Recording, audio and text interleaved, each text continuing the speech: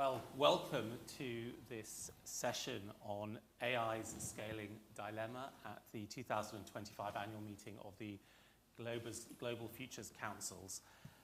AI's scale could not have escaped any of us. It is headline news, the speed with which consumers and businesses are buying into the technology, and the news that this technology is not an ethereal, transparent, lightweight thing. It is built on top of a significant physical infrastructure requiring significant amounts of power, significant amounts of materials, and in many ways changing and straining the infrastructures of nations across the globe. I'm Azim Azhar, I'm the founder of Exponential View, and I will be chairing our session today with our 5 experts exploring this question, exploring the question of how AI systems, as they grow in scale and complexity, will impact the infrastructure that supports them.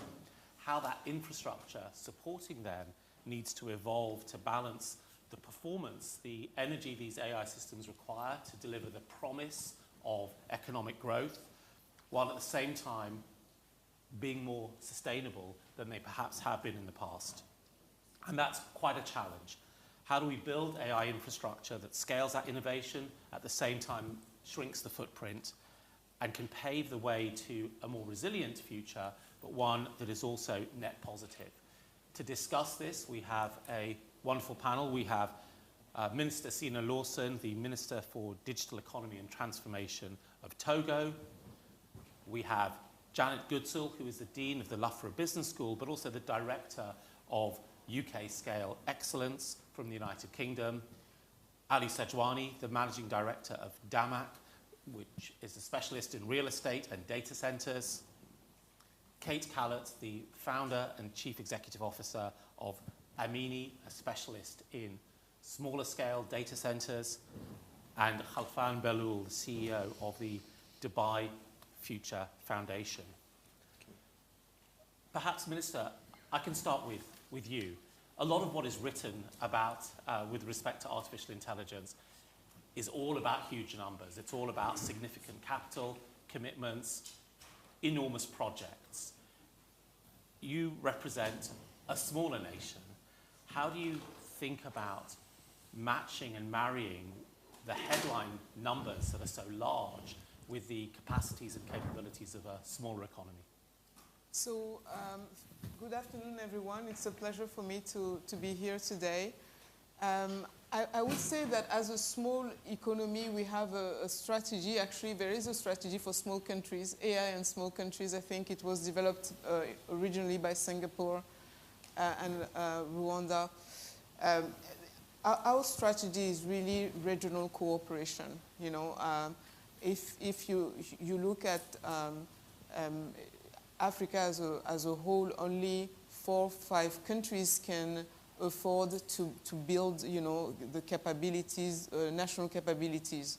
All the other countries, meaning 50 other countries or 45 needs to partner. So we need a few things. We need to partner in terms of data centers. We also are facing energy, electricity issue that require partnering and partnerships also.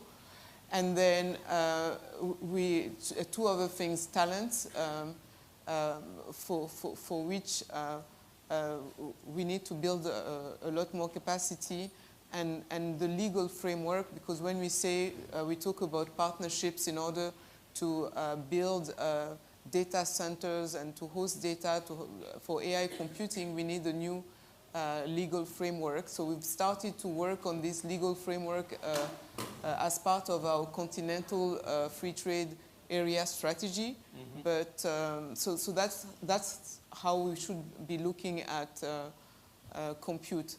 But that being said, there is a very important issue, which is access to GPUs. As you know, African countries don't have access to GPUs. So that raises another question, which is, will we have access at all to any of the AI compute beyond just the size issue? And I would say that there are new models that are emerging. Some private companies, I think of Liquid Telecom, for example, have a strategic partnership with NVIDIA, and they have a model where they would share, actually build a huge data center, and countries would rent capacity within these data centers. So these are new business models that require different frameworks, and we're working as a continent towards implementing those. I want to just ask you one follow-up, if I may, there. With the establishment of a partnership with a number of different players, where do you actually start that discussion? What do you mean by when you're starting with the discussion with your collaborating countries, do you have a common shared vision as you enter that discussion, or is that something that emerges in your first round of discussions? Yeah, because most of our countries have either adopted an AI strategy or are developing one. So then the question is, do you have compute capabilities? So that's very early and quick questions to ask. The other thing is that not every country will be able to build the AI data centers. So coming together, Togo has 8 million inhabitants. Our neighbors have 12 and 13. So these are very small economies. And so we absolutely, plus the fact that we do struggle with electricity access and so on. So yeah, that's a conversation that we've been having. Yeah. And it makes sense because we have this free trade area, and initially when we were signing this agreement, anything pertaining to data wasn't really part of the discussions. We didn't really think through this aspect of collaboration. So this collaboration is really new. And it also raises other questions with regards to building data sets, sharing data exchange. So we're having all this conversation to be able to be relevant in AI and so on. Now, Kate, I'll turn to you because you build data centers, but your data centers are perhaps not the ones that people think about when we see the pictures in the newspapers and on TVs. So how do you think about what the role your data centers play and which customers they suit? So, we didn't actually start by building data centers. We started by addressing the question of data and working with countries to understand what data do you have, in what format is it, and how much compute do you really need? What is the minimum viable compute infrastructure that you need to be able, as a country, to process that data? And that brought us to really think about data center in a different way than a lot of the narrative that has been pushed to us for the past couple of years, where a lot of countries do not have the necessary power, energy, connectivity, and money to be able to build large-scale $100 billion level infrastructure. So in that context, we actually realized that we could build containerized data centers. So think about it as micro compute nodes that really goes into supporting that minimum viable compute that governments need to address the first needs around data sovereignty and residency without actually having to overspend on the investment in the compute. And that goes towards also supporting the local communities. So think about developers who need access to that compute to be able to train those models. Think about researchers who also need access to that compute to advance local research in their countries. And we've now done this in Kenya for ourselves and opened an AI hub a couple of weeks ago in Nairobi. And we've also deployed the large-scale compute infrastructure for Barbados, so for the entire country, from the compute all the way down to the data sets.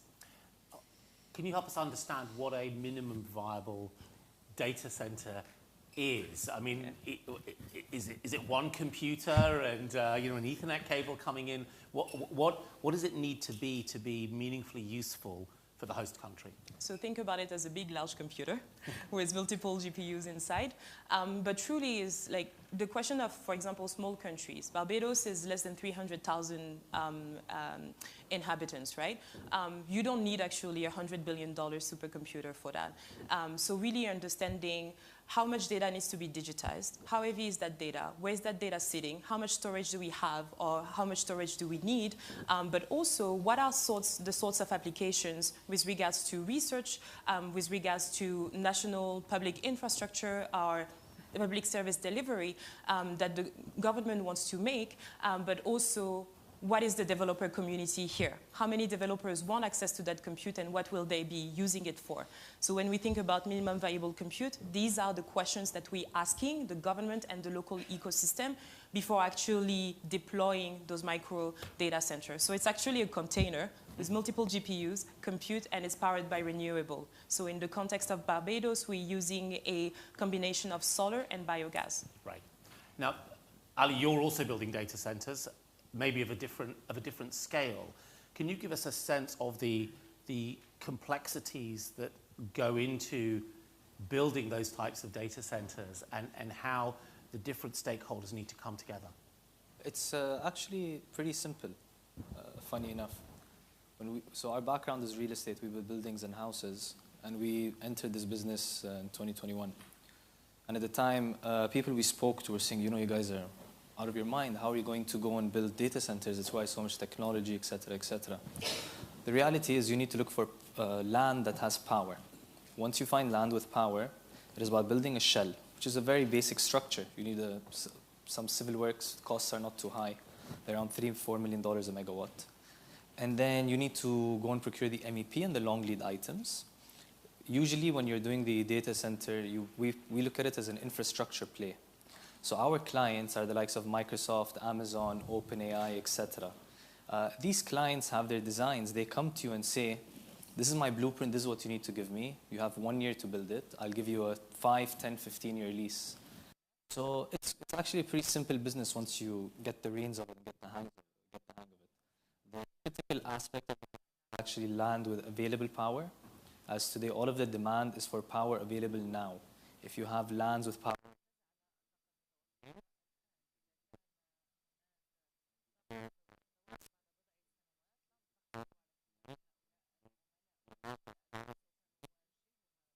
for all of these data centers.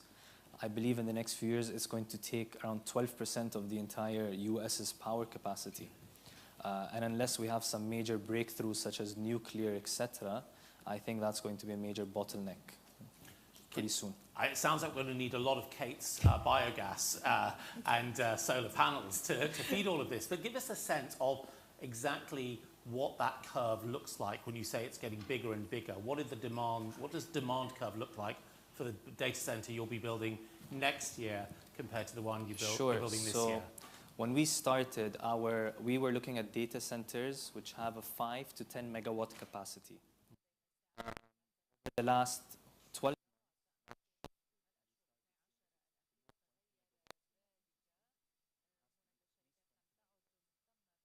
last 3 months, if a data center, if the land does not give us at least 100 megawatts, we don't look at it anymore. The reason being the clients have changed their mindset. Up to 3 months ago, the clients were saying, they started with saying we need 20, then they were up to 100. In the last 1 month, the big boys are saying if you don't have a gigawatt campus, we're not interested anymore. Because they want to be able to scale very fast. They want to have their operations in a single place. And they want to reduce the construction risk and the risk of completing on time.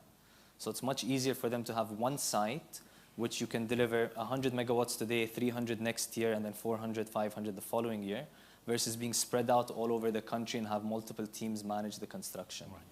And 1 gigawatt for sizing is about the output of a modern nuclear reactor. So 1 megawatt traditional data center would cost you $10 million.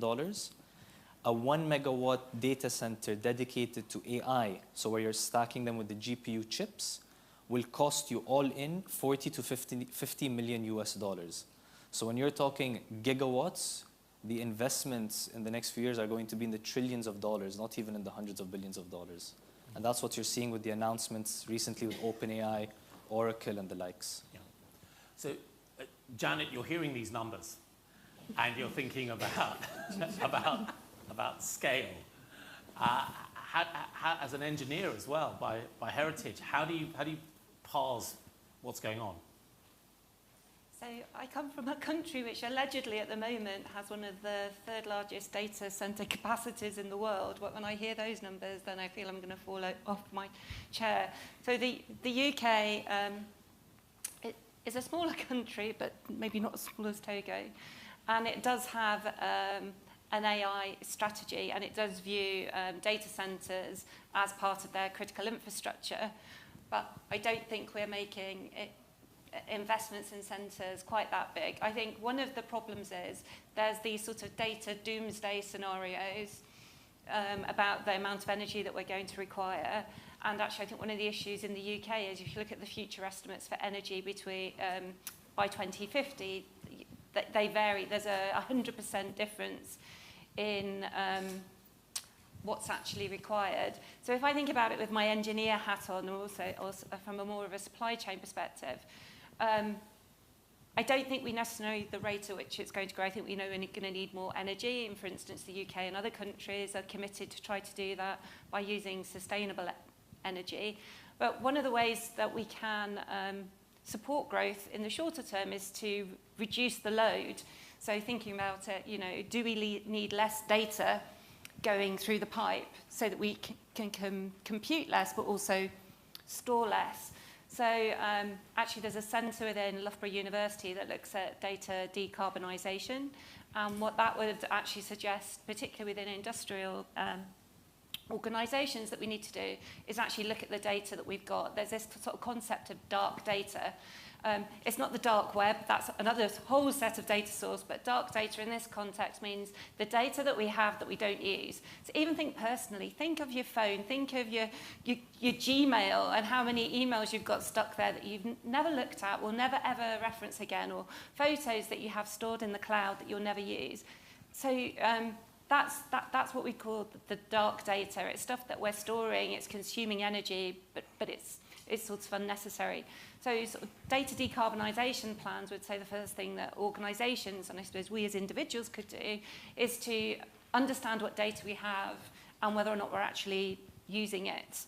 And then we need to sort of fix the problem, so get rid of the data we're not using and actually work out, not only with the data that we may want to use, but can we add metadata to it? So can we tag it or do other things so that we actually can then, going forward, make sure we optimise the storage by being able to continue to use data or get rid of data when we don't need it. Because in that way, we can actually reduce our consumption for the data that we need in the first place. So it sounds like there's an optimization that you're talking about, but is it really significant when we're thinking about the numbers that we're hearing from Ali there? Does it significantly reduce the impact of the data center or the compute? I think there's figures that say something like 65% of the data that we hold we don't use. So actually, if you could get rid of all of that, then I think that could have a significant impact. I also think, if you think about it, perhaps, again, from a supply chain perspective, so yes, data centers are dealing with things like personal usage of things like ChatGPT or Gemini, but actually they're also holding a lot of data for countries or for organizations.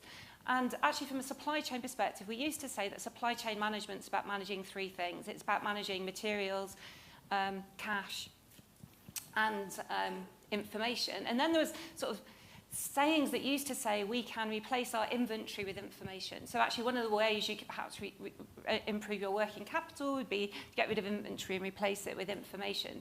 But when we've been doing those sort of optimizations, we've not thought, there's actually if you reduce inventory and optimize your supply chains, maybe from a scope 2, scope 3 perspective, you can decarbonize them.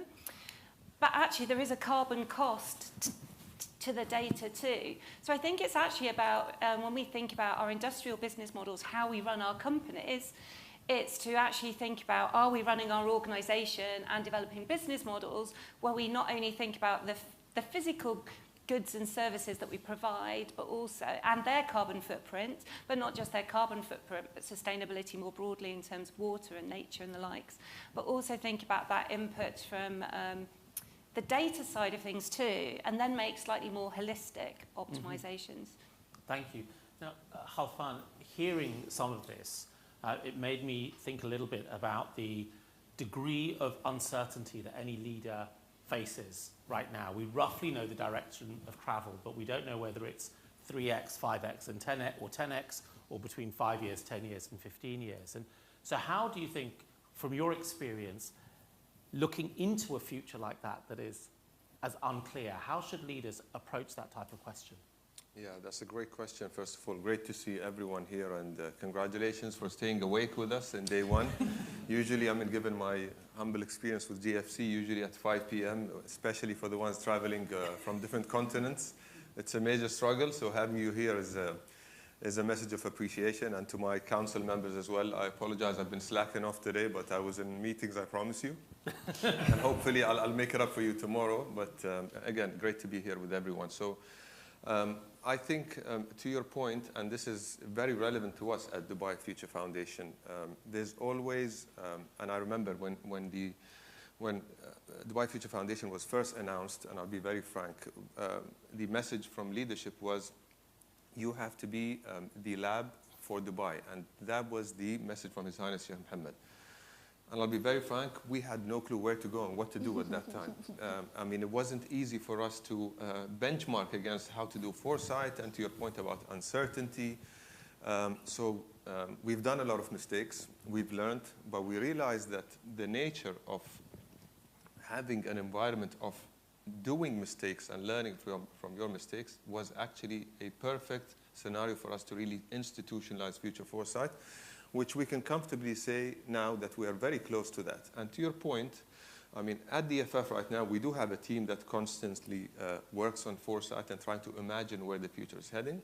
It's obviously not an easy job to do, given all the changes that are happening around us, and given the implication of AI and all the pros and cons that can come out of it. There's no simple answer to your question, but it needs to be a perfect blend between creating a sandbox environment, if you will, within the government, which includes a marriage with the private sector, because we all know nowadays the private sector probably owns power and data more than any other government. So it's inevitable that you really create that perfect marriage. At the same time, create an agile and a fertile environment for innovation to thrive, which is really easier said than done. But if you look at the evolvence of our country, sometimes we talk to people that come to the UAE for the first time, and when we tell them the country is 50 odd years, almost my age, I'm slightly younger, but I've gone through the whole journey of the formation of the country, so I've seen the times when Sheikh Zayed Road hasn't existed, and when we were challenging our dependency on oil, all the way to us now sitting in a conversation here, which is not 300 years ago, but it's literally, 10 to 15 years ago, and we're sitting here discussing cyber security and genome sequencing and blockchain and AI. And so this is credit to the structure of the country, but at the same time, then we're not saying that we've done everything right, and we have to be very honest with this. But if you look at the portfolio of any, the most successful venture capitalists in the world, you'd see that 80% of their portfolio went bust. But doesn't mean that they're doing the wrong thing. No, they're doing the right thing by betting and pivoting and learning, and then double downing on the winning bets. And I think you can actually see our leaders looking at the country as a entrepreneurial journey, and as probably with a venture capital mindset. Obviously, with all this innovation, the biggest challenge is not funding. Funding will always come. The biggest challenge is, how do you stay as close to the regulatory needs for innovation? If anyone here would tell me that you can be agile to the extent that you are future ready, I'm willing to challenge you.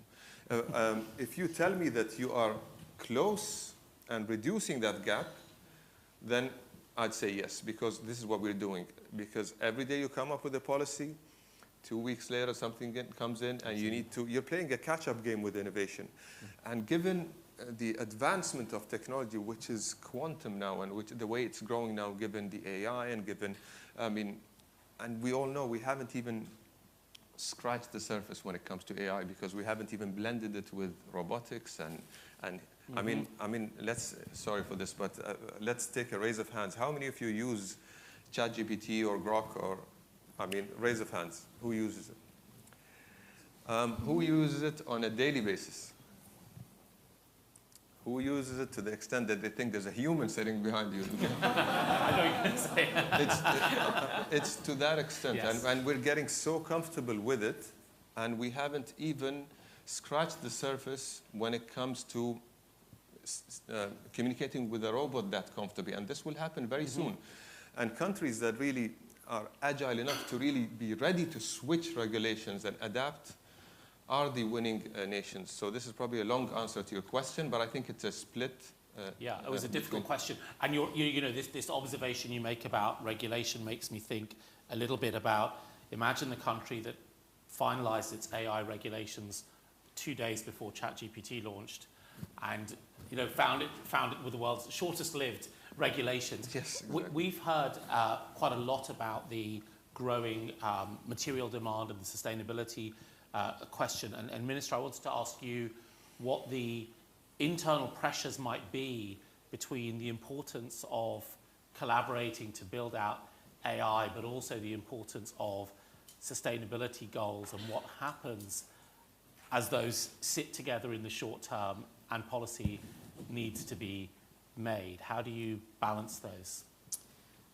I would say that we actually do use, so within the Ministry of Digital Economy, we built a team, a data lab, in partnership with the University of Berkeley.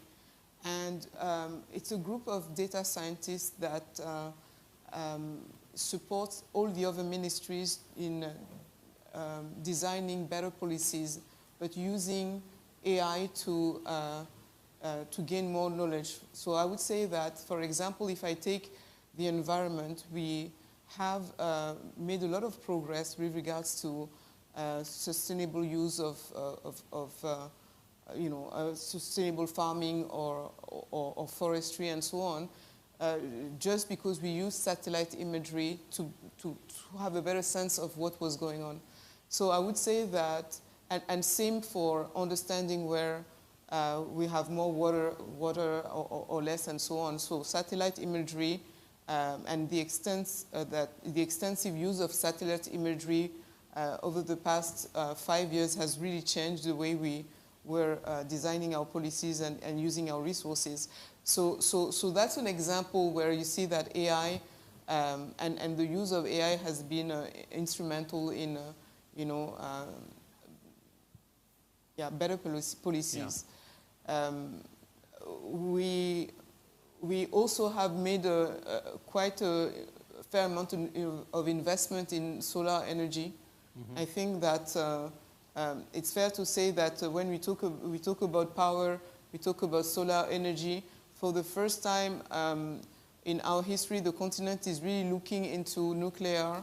I don't know if you're aware of it, that multilateral organizations such as the World Bank and others have decided to change their policies to support nuclear. So it's to tell you that we're moving towards a direction that wants to combine sustainability, but at the same time development, you know.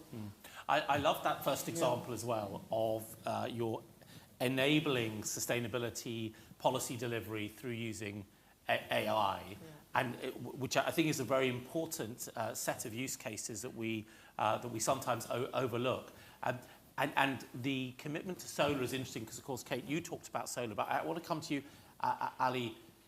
What role does solar then play in the large-scale data centers that you and are building here and people are building elsewhere? Because there is an idea that perhaps solar doesn't have a big role to play in that. Is that correct? Irrelevant.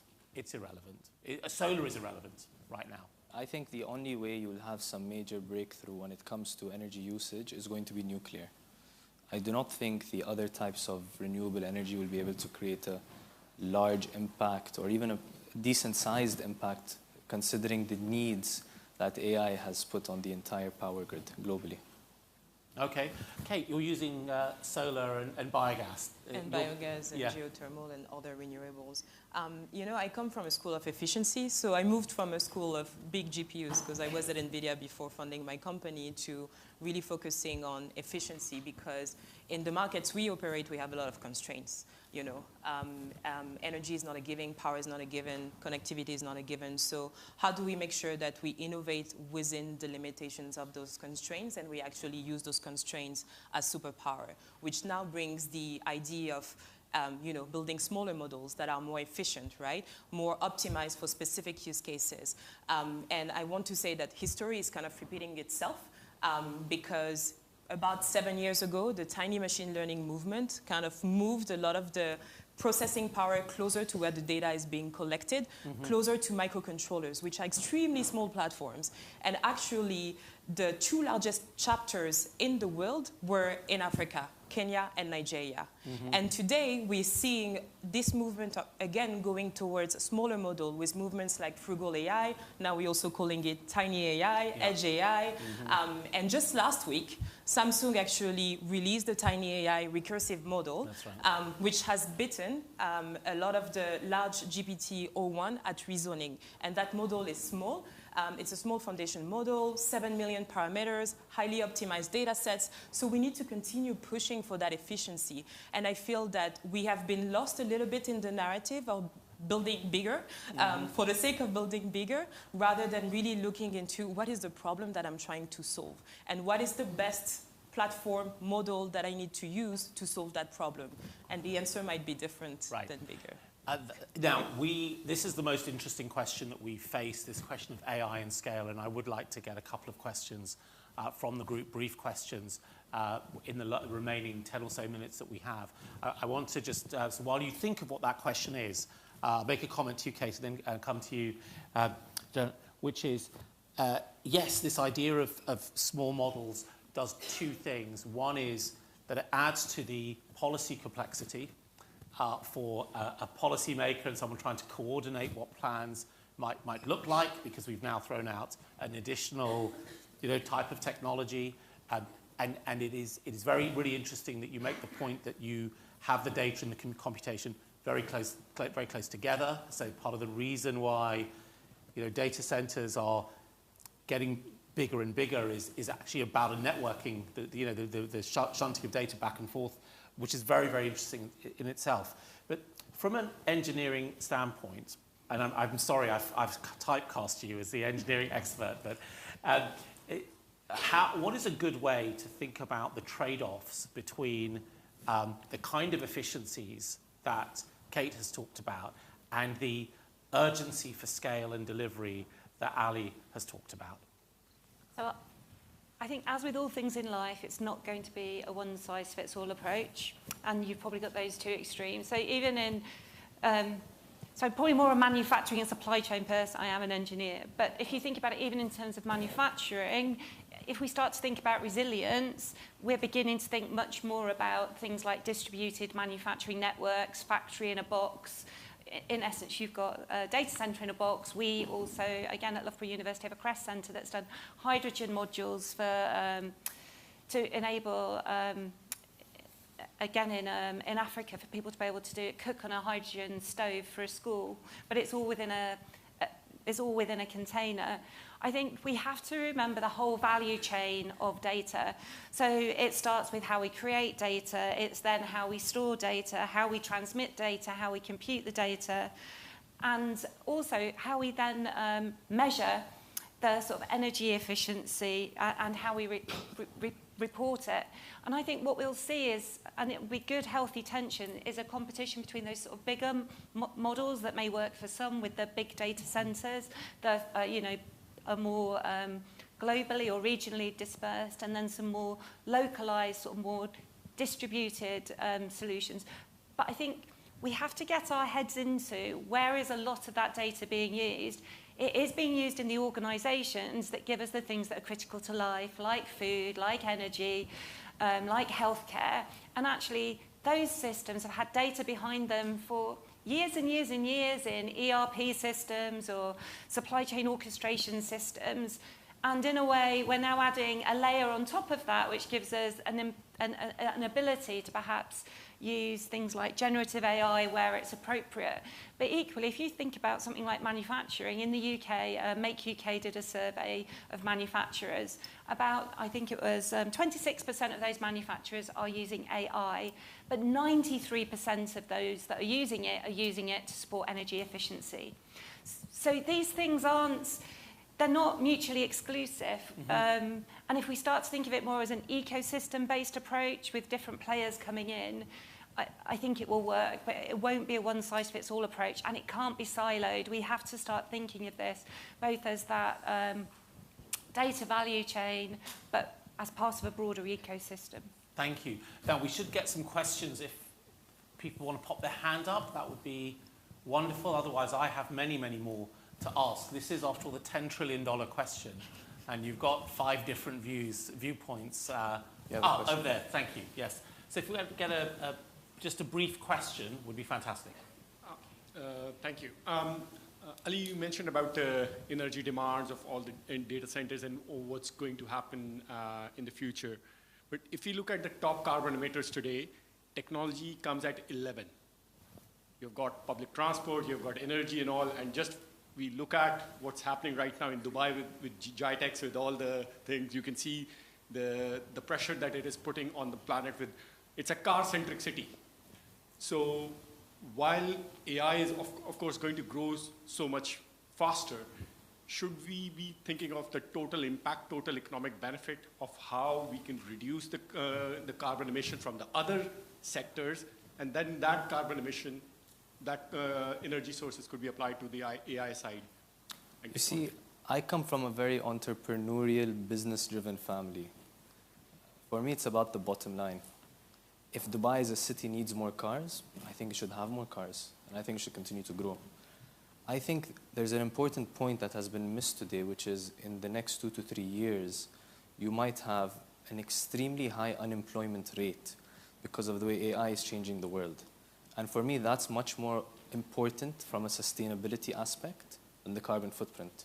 Because when you have millions or hundreds of millions of people going out of a job, how are they going to support themselves? How are they going to have a living, support their families? And I'm not talking about, with all due respect, very junior jobs which require little training. I'm talking about engineers, lawyers, the entire spectrum. We've already seen it in our company. We think it's going to increase drastically, and we openly speak to our employees about it. We had a town hall last week where we told them, in a few years, we might have 60% less employees in the company. And we told them, you guys need to train yourselves because it's survival of the fittest. Those who adapt to change and learn how to use AI will grow exponentially, and those who do not will be in a severe problem in a few years. And I think that's a big issue for governments to look at on how do you train. Who's going to throw it back at us? Yeah, So, but you know, you're very plain spoken there about that. I love it. With 3.5 minutes to go, dropping that one in. Minister, I'm going to come to you then, because as the Minister for Digital Economy and Transformation, you hear Ali saying he's had a town hall, he's spoken to his entire employee base. He said 60% of you probably won't be around, and then he said you have to train yourselves, which is perhaps not what a government would say at that point. But how are you thinking about that possibility, and do you consider it a possibility in the evolution of the labour market? Yes, we do. You know, in Africa, 50% of the population is less than 18, and 75% is less than 35, okay? So we are considering this, and it's funny, you were talking about the town hall. We also are going to have a town hall on the reform of education. The thing is that the speed of innovation, we always caught by surprise, because a couple of years ago we had this project to train people to learn how to code and so on, and now AI does coding better than so really to think through what are so there is reforming basic education to increase math and science, and also to use AI to improve the level of learning and so on. And at the same time, thinking through how to upskill and reskill is quite hard. And so we want to have a process by which we, number one, we have not a town hall, but really a national workshop on education. We think that it's extremely important to start the conversation. Mm-hmm. It's also important to come to forums such as these ones and others to sit and have conversations with regard to what is there to do, right. Because it's not so obvious. Everybody talks about reskilling, upskilling, but we don't know exactly, and we don't know the direction, Yeah. At some point, I had a conversation with someone who told me you should tell people to focus on construction jobs and so on, because, if you're a plumber, then you'll still be needed. It was a joke, but it was, part of it was true also, which is that we know that we need to do something, but the jury is still out there as to, what kind of reforms and what kind of skills people will need to acquire within the next 5 years, Thank you. Now, Khalfan, I'm going to come to you for the last word. We have about 2.5 minutes left, but I know Janet wants to make one brief intervention. Yeah, so as a dean of a business school working at a university, we've redesigned our curriculum. And so, for instance, all of our students get access to something called Data Camp, and our staff. So it's as important to upskill your staff as it is our students, which is it's a gamified platform by which they can learn a whole load of digital skills. And what I would say is, I think a lot of the work suggests that actually in the future it's human in the loop. It's how I think you do need the digital skills. Someone gave me an example of a lawyer where you don't just need to know law, but if you know law and decision science, you're actually in a really useful position. So it comes to your point about the combination, but I don't think you have to do it alone. There are platforms like Data Camp. If you can give people access to them, they can upskill themselves. So some of us were hoping to automate the lawyers away. Khalfan, you've got so much experience here. Please, the last words then on Ali's challenge. Yes. I was going to jump back to it. So, of course, I was joking. The government, of course, needs to play a key role in supporting those challenges, whether through different programs and working, as I said earlier, with the government and the private sector. Of course, from the government perspective, we do have an announcement of having a chief AI officer across all government entities, and went through certain trainings, and they are also pushed to train their people, and their people are pushed to train their people. So this is across the government, and it's there. Clearly having a minister back in 2017 sees how we took it seriously almost 10 years ago. And of course, running different programs to ensure the private sector also benefits from those through the academies that we run. But I'll wrap up by saying, first of all, I appreciate everyone's patience in being here with us today. But I think in order for all this to work, of course, there are different verticals that need to make it happen. One is ensuring that governments are agile. Two, there's the right funding mechanisms across, whether it's debt, whether it's equity, through all the way from the R&D. R&D is massive. And then you have, of course, the seed investments all the way to the debt and equity instruments, all the way to the growth journey. Supporting regulation and agility needs to be there. But the most important thing is what has been discussed. It sounds like a broken record. We mention it all the time. But it's the global dialogue which needs to happen for unification of those ideas, and implementation is much needed on a global basis, more than ever, given the global connectivity of the world. And with that, the UAE, of course, has played an important role for the last 16 years in bringing people together here to discuss these questions. And even as spending my entire life thinking about these questions, I can sit on a panel like this and learn so much from each of the participants and the intersections between them. So thank you very much to all of our panelists and to the audience. Thank you.